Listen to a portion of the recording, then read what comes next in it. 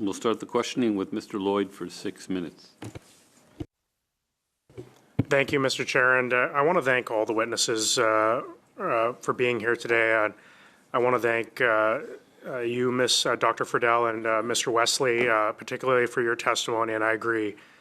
We need to integrate more traditional Indigenous knowledge at parks in forest management, and I think your comments today are much appreciated.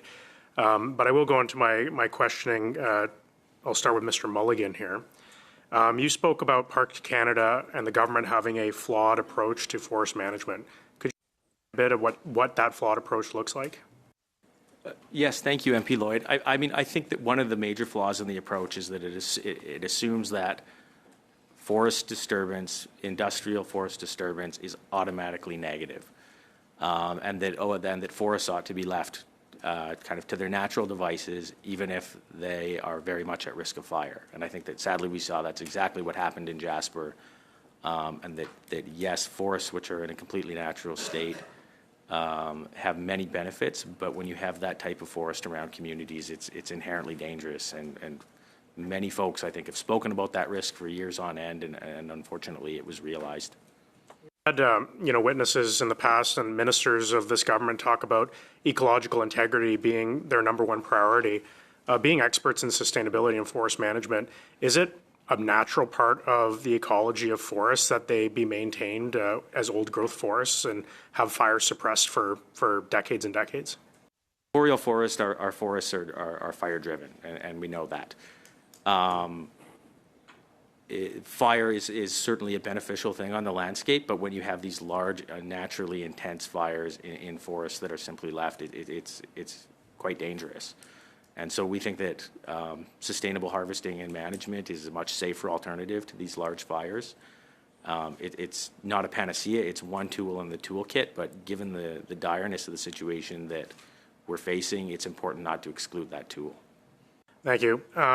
In 2017, when your organization wrote that article talking about the risk of the pine beetle and the risk of fire to Hinton and Jasper, you estimated that it would cost about $85 million to put in an action plan that would protect those communities and protect the park from this major fire. What would be the number that you would place on that if the government had done that, let's say, in the last 2 years? How much would that have cost? You know what, that I'm not sure about from a number perspective. There was $75 million allocated to pine beetle mitigation funding. That money has been very successful in mitigating the spread of pine beetle in areas outside of the park, and that was part of the point of that article. Unfortunately, within the park, pine beetle has spread like crazy, and we've seen, the unfortunate consequences of that. Pine beetle being allowed to spread largely unfettered in our national park has had a devastating impact on the areas around the park. Is that what you're saying? It certainly had a devastating impact on forests within the park, and it's necessitated mitigative actions outside of the park to prevent it from spreading further. So companies have looked at the situation within the park and said, oh my goodness, that's what's coming at us. What pine stands immediately adjacent to the park are at risk of pine beetles spreading through, and so many of those stands have been harvested, and that strategy has been very successful at stopping the further east. I haven't heard the argument made, but some people might accuse your organization of maybe having a financial motive for wanting to go into the parks. But I was speaking to some forestry experts in my riding, which is a major lumber producing area or processing area, that there really isn't a lot of value with after several years when these pine beetle infested trees are allowed to sit year after year, that it's mostly cut up and taken for wood chips and pellets and sold. Is there a major economic value for of the actual wood itself in the parks? Pine beetles? So the main value that our industry has in this conversation is the health of our forests throughout the province, because that's the right thing to do from an ecological standpoint, and that's the lifeblood of our industry. We know from previous witnesses from other forest organizations that Parks Canada in the past has actually brought in forest companies to do some selective logging in the national park, and in those cases, Parks Canada was actually paid some money for those things. How much would it cost the taxpayer if this government had actually undertaken a proactive approach to selectively harvest the dead pine beetle infested trees and replant them with more fire-resistant trees around the town of Jasper to protect it from future risk. So there was a small amount of harvesting done in Jasper, and there's also harvesting done in Banff National Park. And we think that there is real value in that from the standpoint of protecting our forests and maintaining health. It's very difficult to put a number on these things, but we know that forest management is a tool to promoting the health of our forests, and we think that it ought to be considered. You know, we've talked a lot about like carbon emissions, and we know that reducing emissions is critically important, but when these forests are allowed to overgrow and they've been eaten out by these pine beetles, our famous Canadian carbon sinks, don't they become like net carbon emitters when they're left to, rot, and especially when these fires happen? What are the emissions that are created by leaving these forests unmanaged? There's no question that the emissions when we have these types of catastrophic fires are huge. I mean, I read somewhere that the emissions from our 2023 fire season, which was a terrible fire season, were bigger than anything else, bigger than the rest of Canada combined. Thank you. Okay, we'll go to Mr. Delta. Please go ahead. Thank you, Chair. My question is for Mr. Mulligan. You mentioned earlier in your testimony that your association has made predictions about what happened this year. Now, how were you able to come to this conclusion and have such a relevant prediction? Now, how could we have dealt with what happened? We made those predictions speaking with a number of experts in our industry, as well as folks who live in the community who were looking at the condition of the forest in Jasper, seeing effectively a hillside of red and dead trees, and predicting that it was very likely to burn. So that's kind of how that prediction came about, and we're very sad that it was realized. Jasper's a place where folks in our industry go to recreate. Our association has had our annual general meeting there for the last 50 years, and we're just so sad to see what's happened there. But unfortunately, it was something that we could see coming. Monsieur Mulligan, c'est évidemment très décevant. Mr. Mulligan, it must have been very disappointing to see that for 6 or 7 years people could have acted and didn't. Mr. Chair, I'll share my time with Mr. Soroka. Questions for MLA Sweet. Do you believe it's hypocritical for the federal NDP leader to question the energy sector about the fire in Jasper while he was in a coalition with the Liberal government that enabled the mismanagement of the fire in Jasper, and they failed forest fire management policies? Well, thank you, member, for the question. What I will say is that the people of Jasper are focused on rebuilding their community. They're focused on getting a strong economy. They're focused on housing, and they're focused on getting Jasper ready for tourism. I don't think turning this into a partisan conversation is helpful for the people of Alberta and for the people of Jasper. Okay, but it's very well for the NDP leader to turn it partisan. That's fine.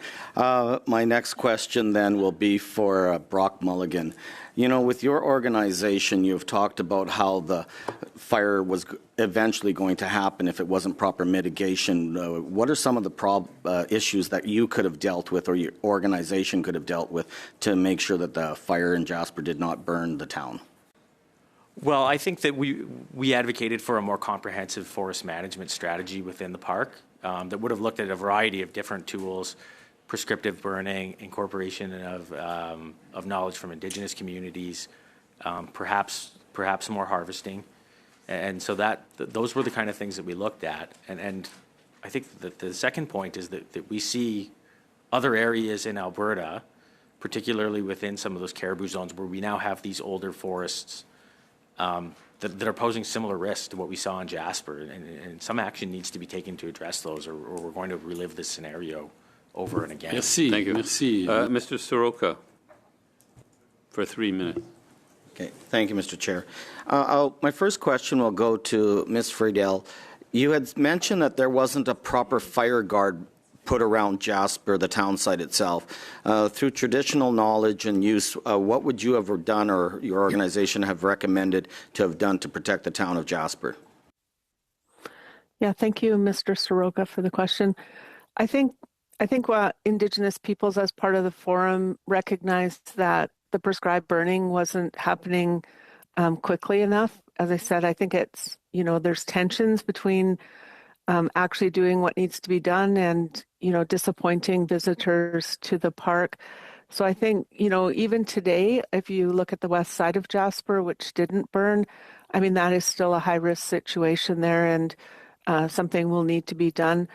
I did want to take the chance, if I could as well, to, in terms of the legislation that was passed to designate the municipality as, in terms of the land use, there was no consultation on that legislation either with Indigenous peoples, which was somewhat disappointing. I do think the opportunity to rebuild is an opportunity to fulfill those commitments that have been made to reconciliation in terms of economic reconciliation, opportunities for development of businesses around Indigenous interpretation. Tourism is a very big, as we've heard, opportunity and mainstay in the park, and so hopefully there will be more of that. But yeah, I think the fire guard situation, I think from my experience on the forum, I think most of the communities recognized that more needed to be done, and so hopefully going forward that will be the case. So then, Ms. Friedel, are you basically saying that the government basically gives lip service to proper Indigenous consultation as opposed to actually following through and doing a proper job then? Well, I think what I would say, Mr. Soroka, is that, the Jasper wildfire has been devastating. It's tragic. It has great impacts and so forth, but I also see it as an opportunity to fulfill commitments, as I said, that have already been made to reconciliation. So I think that's what we're all hoping to see. Okay, yeah, that's some of the things that we definitely need to look forward to is how can we rebuild.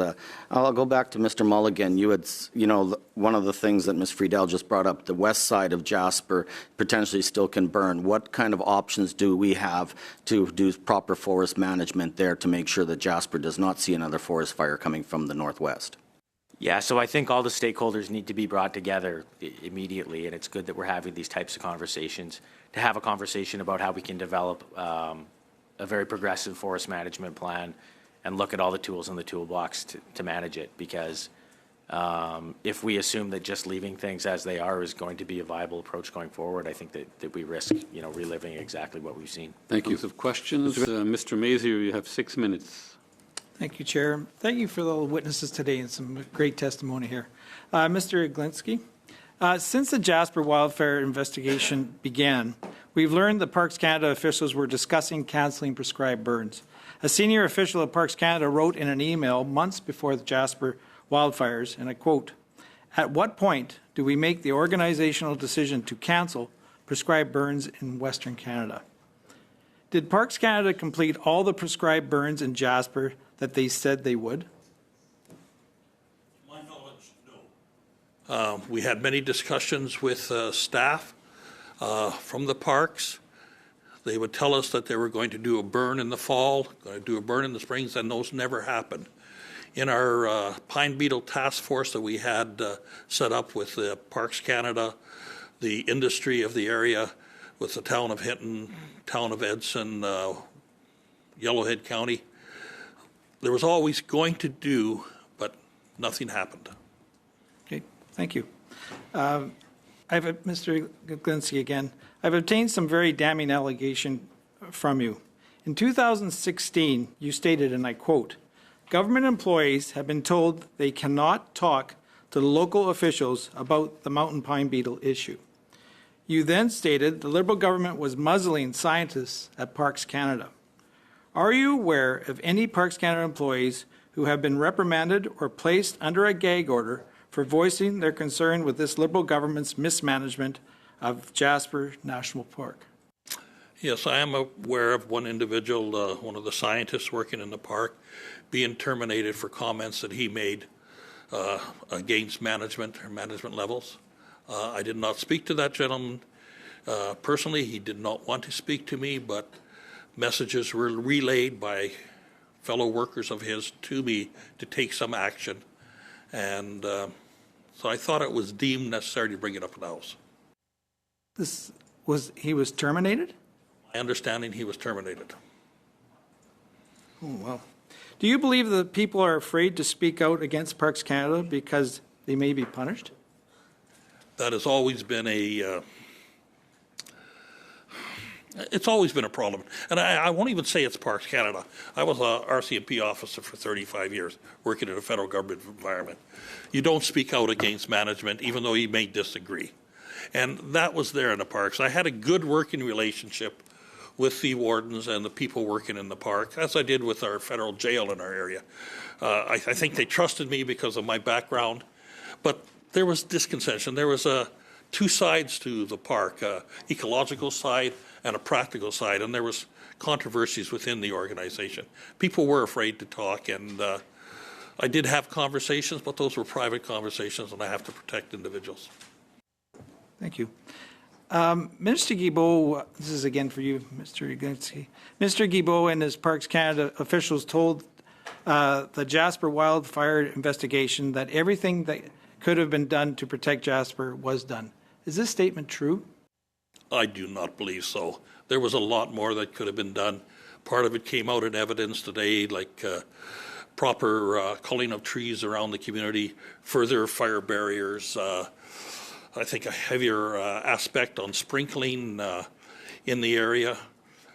Let's face it, if you look at the news releases that came out, the fire started on July 22nd. Firefighting resources are now in place on the 27th. I've always found that Parks Canada is more reactive when it comes to their firefighting versus the forestry sector of Alberta. Forestry sector, if it's an extreme weather area, they'll bring the resources in. They'll pay the resources to sit there and stand by. So when that fire starts or that lightning strike, those people are there now. And that is the difference between the two different forms of government. So I do not believe that they did an adequate job.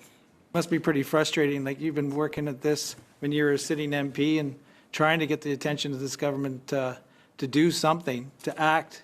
You observed that they weren't doing prescribed burns. We had people on the landscape. We've had several testimonies. We had foresters, we had Indigenous knowledge, all sitting on the landscape. That must have, I don't know, it made my blood boil when things like that happen on my landscape. So I can't imagine what you went through. And is there?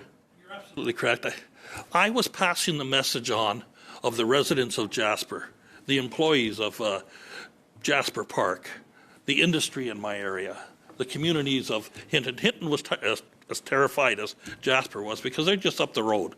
And Edson, where I live, is just a little further down the road. We're all for it. So everybody was afraid. We all saw that tinderbox there. We all saw the dead pine trees. We knew something was going to happen, as I mentioned earlier. The people there were concerned. I had to bring it forward. That was my job, to bring their concerns forward. And I believe I did that job. Thank you. Do you believe the Liberal government was negligent in protecting Jasper?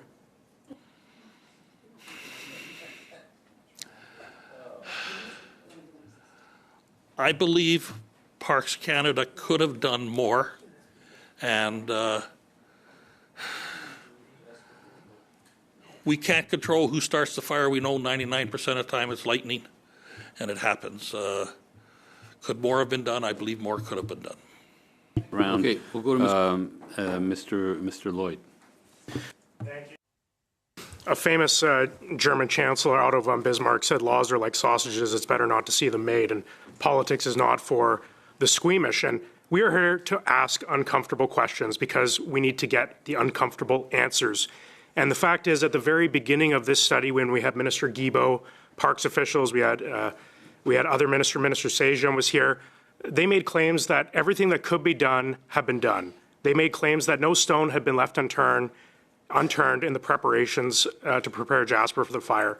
And it's only through the efforts of members of this committee, particularly the Conservative members of this committee, who've been fighting for additional meetings, fighting to get answers so that Canadians can learn the truth, that we have had excellent witnesses, such as yourselves and other witnesses that we've had, who have come forward with very compelling evidence that this government did not consider Indigenous knowledge. They did not consider the knowledge of our forest products associations, did not consider the knowledge of foresters like Ken Hodges, who warned this government in 2017 of the risk of fire. And so I do take exception when members of the government team, I know it's uncomfortable for them to have these meetings and to be held accountable, but that's their job, is to be held accountable. It's my job to come and ask witnesses and get the truth for Canadians. And so that's why we're asking these questions. Mr. D'Souza, I'm going to start with you. You know, you've said quite clearly that you think that this fire could have been mitigated. Are you aware of any prescribed burns that were canceled this past year? In Jasper itself, no, but I don't work for Jasper National Park. And do you believe, like obviously you've said that if we had integrated, like you were talking about 100 years ago, looking at photos of Jasper National Park, that there was grasslands. It was not this sea of conifer trees that were prone to wildfire.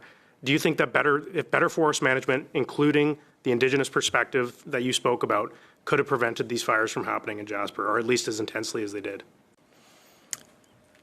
I think to approach this from the lens of forest management is only to continue all of the mistakes that have led up to this, regardless of the governments that have put them forward. I think stewardship, Indigenous fire stewardship, Indigenous land stewardship is literally the lens that we need to approach this with. Management is far too short-sighted. Management is far too susceptible to the whims of the political winds that affect them. But stewardship is an ongoing relationship and practice of stewarding the land so that they can steward you.